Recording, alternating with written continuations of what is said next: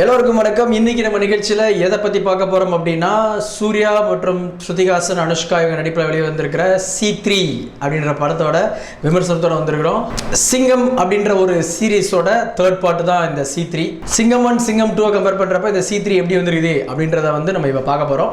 இந்த படத்தோட பாசிட்டிவ்ஸ் நம்ம ஃபர்ஸ்ட் சொல்லிடலாம். இந்த படத்தோட பாசிட்டிவ், இந்த படத்தோட ஸ்டோரி கண்டென்ட், அதுக்கப்புறமா கேமரா ஒர்க், எடிட்டிங் வந்து பார்த்தீங்கன்னா கிறிஸ்பா அழகாக இருக்குது. நாலாவதாக பார்த்தீங்க அப்படின்னா சூர்யா சாரோட அந்த எக்ஸ்பிரசிவ் பெர்ஃபார்மன்ஸ், ரேசியான அந்த ஸ்பீட், ஸ்க்ரீன் பிளே, இதை வந்து பாசிட்டிவ்ஸ். இந்த படத்தில் இப்போ நெகட்டிவ்ஸே இல்லையா அப்படின்னு கேட்குறவங்களுக்கு கண்டிப்பாக நான் வந்து ஒரு விஷயம் சொல்லி ஆகணும். ஃபர்ஸ்ட் பார்ட், அதாவது படத்தோட ஃபர்ஸ்ட் ஹாஃப் இருக்கு இல்லையா, அது வந்து ஒவ்வொரு கேரக்டர்ஸையும் அந்த வந்து இந்தந்த கேரக்டர் அப்படின்ற மாதிரி அதை வந்து நிறுத்துறதுக்கு கொஞ்சம் வந்து மெனக்கெட்டு இருக்காங்க இந்த படத்தில் அப்படின்றது தான். அதனால கொஞ்சம் ஸ்லாக்கான சீன்ஸ் வந்து சில சீன்ஸ் ஃபர்ஸ்ட் ஹாஃப்ல கொஞ்சம் அங்கங்கே இருக்கு அப்படின்றதான் உண்மை. ரெண்டாவது, அனுஷ்கா உண்மையிலேயே சூர்யா சாருக்கே பார்த்தீங்கன்னா ஆன்டி மாதிரி இருக்கிறாங்க. அவங்க ஒருவேளை அவங்க அந்த இஞ்சி இடுப்பு பழகி அந்த படத்தை முடிச்சதுக்கு அப்புறமா உடனே இந்த படத்தை நடிச்சதுனால அப்படி இருக்காங்களா, அல்லது தமிழ் ஹவுஸ் ஒய்ஃப்ஸ் எல்லாம் இப்படி தான் கல்யாணம் முடிஞ்சதுக்கு அப்புறம் உப்பி போயிருவாங்க அப்படின்றத வந்து சிம்பாலிக்காக காட்டுறதுக்காக வச்சிருக்காங்கன்னு தெரியல. பட் அவங்க வந்து இந்த படத்தை பொறுத்தவரைக்கும் கொஞ்சம் ஒரு மைனஸாக தெரிஞ்சுது. அடுத்து இந்த படத்தில் ஒரு பெரிய மைனஸ் அப்படின்னு சொல்ல போனால் இந்த படத்தோட வில்லன் அப்படின்னு சொல்லலாம்.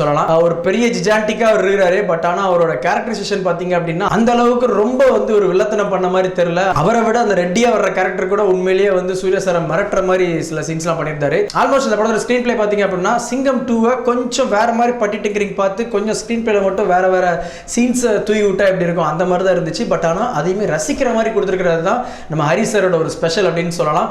அதுக்கப்புறமா இன்னொரு பெரிய ஒரு மைனஸ் நான் சொல்லணும். கண்டிப்பா இந்த படத்தோட மியூசிக் உண்மையிலேயே இது ஹாரிஸ் ஜெயராஜ் மியூசிக் தானா அப்படின்றத வந்து யோசிக்கிற மாதிரி நிறைய இடத்துல வந்து அவரோட பிஜிஎம் வந்து இருந்துச்சு அப்படின்னு சொல்லணும். இன்டர்வல் முடிஞ்ச உடனே ஒரு சேசிங் சீன் வரும். அந்த சேசிங் சீன்ல உள்ள பிஜிஎம் பாத்தீங்க அப்படின்னா என்ன இருந்தாலும் படத்துல விக்டர் கேரக்டருக்கு பேக்ரவுண்ட்ல கொடுத்திருப்பாங்க. அதே தீம் மியூசிக் கொஞ்சம் வேற மாதிரி எக்ஸ்ட்ரா இன்ஸ்ட்ருமெண்ட்ஸோட சேர்த்து கொடுத்த மாதிரி இருந்துச்சு. அங்கங்க நிறைய பழைய படங்களோட, அதாவது ஹாரிஸ் ஜெயராஜ் அவரோட பழைய படங்களோட சாயல் இந்த பிஜிஎம் எல்லாமே இருந்தது வந்து ஒரு பெரிய மைனஸ். அதுக்கப்புறம் பாடல்களும் பார்த்தீங்கன்னா வைஃபை மட்டும் தான் இருந்துச்சு. பட் ஆனால் அதுவும் ஒரு ராங்கான ஒரு தப்பான ஒரு இடத்துல வந்து பிளாட் ஆயிருக்கும் அப்படின்ற மாதிரி ஒரு திங்கிங் இருந்துச்சு. இந்த படத்துக்கு பாடல்களே பெரிய லெவலில் தேவை கிடையாது அப்படின்ற மாதிரி தான் வந்து இதோட ஸ்க்ரீன் பிளே இருக்கு. இருந்தாலும் 2 ஹீரோயின்ஸ் இருக்கிறனால பாடல் இல்லாமல் இருந்தால் நல்லா இருக்காது அப்படின்றதுக்காக பாடல் திணிச்ச மாதிரி தான் இருந்துச்சு. ஸோ இதையும் ஒரு மைனஸாக சொல்லலாம். மற்றபடி இந்த படத்தில் வந்து பார்த்தீங்கன்னா சொல்ல வந்த அந்த வேஸ்ட் விஷயம் உண்மையிலேயே இந்தியாவை நிறைய நாடுகள், உலக நாடுகள் வந்து குப்பை கிடங்காக தான் வச்சிருக்காங்க அப்படின்றத வந்து அப்பட்டமாக வெளிக்காட்டுறதுக்காக ஹரி சாருக்கு ஒரு பெரிய சல்யூட். அதுக்கப்புறமா இன்னொரு பெரிய பாசிட்டிவ் அப்படின்னு பார்த்தீங்க அப்படின்னா, கொஞ்ச நாளைக்கு முன்னாடி நம்ம அந்த ஒரு போராட்டம் அப்பெல்லாம் வந்து பார்த்தீங்கன்னா நிறைய பேர் தமிழர் நாடு அப்படின்னு சொல்லிட்டு இருந்தாங்க. அது எல்லாத்துக்குமே இல்லை, நாங்கள் எல்லாம் இந்தியா அப்படின்ற மாதிரி நிறைய சீன்ஸ் வந்து இந்த படத்தில் ஹரி சார் கொடுத்துருக்காரு. உண்மையிலேயே தியேட்டர் கிளாப்ஸ் பார்த்தீங்க அப்படின்னா தாறுமாற கிளாப்ஸ் பண்ணாங்க அந்த சீன்ஸ்க்குலாம்.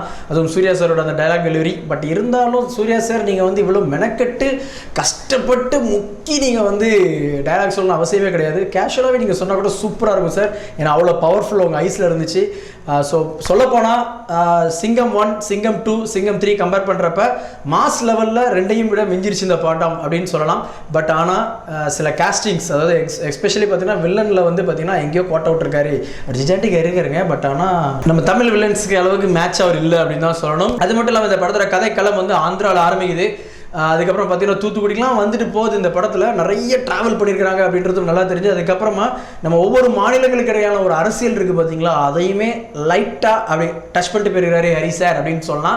எஸ்பெஷலி எந்த சீன் அப்படின்றது வந்து பார்த்தீங்கன்னா நீங்கள் படத்துலேயே பார்த்தீங்க அப்படின்னா தெரியும் எதனால சூர்யா சார் வந்து தமிழ்நாடு போலீஸ்லேருந்து ஆந்திரா போலீஸ் ஆகிறாரு, அதாவது ஸ்ட்ரெயிட்டாக ஆந்திரா போலீஸ் ஆகிறாரு அப்படின்றத ஒரு சீனில் சொல்லியிருப்பாங்க. ஸோ ஓவரால் அந்த படத்தை பார்த்தீங்க அப்படின்னா ஒரு நல்ல ஒரு மசாலா கமர்ஷியல் என்டர்டைனர். ஆல்மோஸ்ட் பார்த்தீங்கன்னா தமிழ்நாட்டில் ஏ சென்டரில் எப்படி ஹிட் ஆகுது அப்படிலாம் தெரியாது, பிசி சென்டரில் அடிச்சு தூக்கி நிற்கும் அப்படின்றதுல எந்த சந்தேகமும் கிடையாது. அது மட்டும் இல்லாம இந்த படத்துக்கு வந்து பாத்தீங்கன்னா ப்ரீ பிசினஸ் 100 கோடி அப்படின்னு சொல்றப்ப நான் கொஞ்சம் என்னப்பா அப்படின்னு சொல்லி சிரிச்சேன். உண்மையிலேயே சொல்லணும்னா சில சீன்ஸ் ஆந்திராவோட எஃபெக்ட் அப்படியே வந்து கொடுத்துருக்காங்க.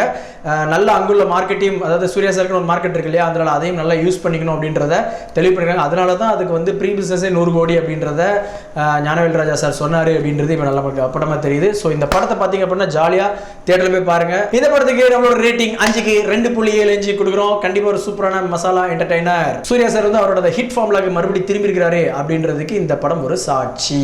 ஸோ இந்த வீடியோ உங்களுக்கு பிடிச்சிருச்சு அப்படின்னா உடனே நம்ம சேனலை சப்ஸ்கிரைப் பண்ணுங்க, உங்க ஃப்ரெண்ட்ஸுக்கு ஷேர் பண்ணுங்க, முடிஞ்ச அளவுக்கு நிறைய கமெண்ட்ஸ் கீழே கொடுங்க. நாங்கள் அதுக்கு வந்து பதில் கொடுக்க காத்துட்டு இருக்கிறோம். மீண்டும் சூப்பர் இன்னொரு வீடியோ சந்திக்கிறது. ராஜேஷ், பாய்.